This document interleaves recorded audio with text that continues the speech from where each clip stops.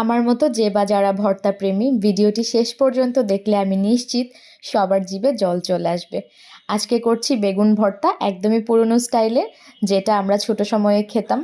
এখন বিভিন্ন টাইপের ইউটিউব দেখে মানুষ বানায়, কিন্তু আমার এটাই ভালো লাগে। দুটো বেগুন ভালো মতো ক্লিন করে একটু সরষের তেল ব্রাশ করে নিয়ে পুড়িয়ে নিচ্ছি। আর এপাশে কিছু ধনিয়া পাতা কুচি কুচি করে কেটে রেখেছি। শীতের দিনে বেশি করে ধনিয়া পাতা পাওয়া যায়, তাই ভর্তাতে একটু বেশি পরিমাণে দেই, আমার বেশ ভালো লাগে। আর এই যে এখানে বেগুন পোড়ানো একদম রেডি। এই পর্যায়ে বেগুনের স্কিনটাকে একটু একটু করে তুলে ফেলতে হবে, আর খুবই সাবধানতার সাথে, কারণ পুড়ে যেতে পারে, প্রচণ্ড পরিমাণে গরম। তো সাবধানতাভাবে আমার মনে হয় ঠান্ডা করে নিলেই বেটার হয়। তো এখানে হচ্ছে 2টা পেঁয়াজ নিয়ে নিলাম। বেগুন যে পরিমাণ নেবেন তার উপরে ডিপেন্ড করবে পেঁয়াজটা। পেঁয়াজটাকে যতটা সম্ভব কুচি কুচি করে কেটে নিয়েছি, একদমই পাতলা করে। পাতলা করে পেঁয়াজ কাটলে কিন্তু ভর্তাতে আলাদা একটা টেস্ট যোগ হয়। আর এখানে নিয়ে নিলাম শুকনা মরিচ। শুকনা মরিচগুলোকে একটু পুড়িয়ে নিচ্ছি। শুকনা মরিচটাকে পুড়িয়ে নিলাম।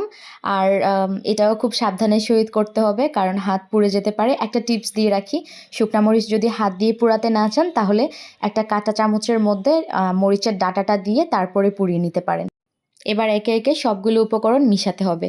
বেগুন নিলাম হচ্ছে গিয়ে পেঁয়াজ কুচি, আর শুকনা মরিচটাকে ভেঙে নিয়ে নিচ্ছি। সেই সাথে দিয়ে দিব ধনিয়া পাতা, আমি একটু বেশি করেই দিচ্ছি। যে যেরকম খান সেরকম দিবেন। আর এখানে দিলাম হচ্ছে পরিমাণ মতো লবণ। আর যেটা মাস্ট ইম্পর্ট্যান্ট সেটা হচ্ছে গিয়ে ভর্তাতে সরিষার তেল। আর এই সরষের তেলটা একদম খাঁটি সরষের তেল, যেটা কিনা টেস্টটাকে দ্বিগুণ তিনগুণ বাড়িয়ে তোলে যে কোনো ভর্তাতে। এই তো এবার হচ্ছে গিয়ে মেখে নিব। একটু ভালো মতো মাখতে হবে, ভর্তা মানেই হাত দিয়ে মাখার। তো হাত দিয়ে না মাখলে ভর্তা একদমই টেস্ট হয় না, আমার কাছে যেটা মনে হয়। একটু ভালো মতো মেখে নিচ্ছি। আর হ্যাঁ, মাখার পরেই রেডি হয়ে যাবে আমার দারুণ স্বাদের বেগুন ভর্তা। আর এই ভর্তাটা খেতে যেমন টেস্টি, তেমন হচ্ছে গিয়ে খুব সুন্দর একটা অ্যারোমা ছড়াচ্ছে, কি বলবো। যে বা যারা খেয়ে থাকেন তারাই বুঝতে পারবেন। ভর্তা রেডি, সেই সাথে হচ্ছে গিয়ে ভাত নিয়ে বসে পড়লাম। যত রকমেরই আইটেম থাকুক না কেন, শীতের দিনে আমার কাছে ভর্তাগুলোই খুব বেশি ভালো লাগে।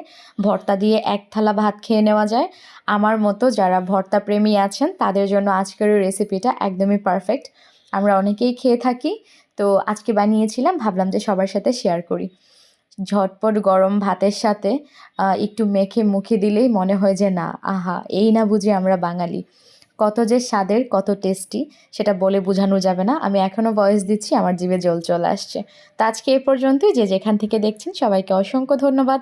ভালো লাগলে পাশেই থাকবেন লাইক কমেন্ট করে।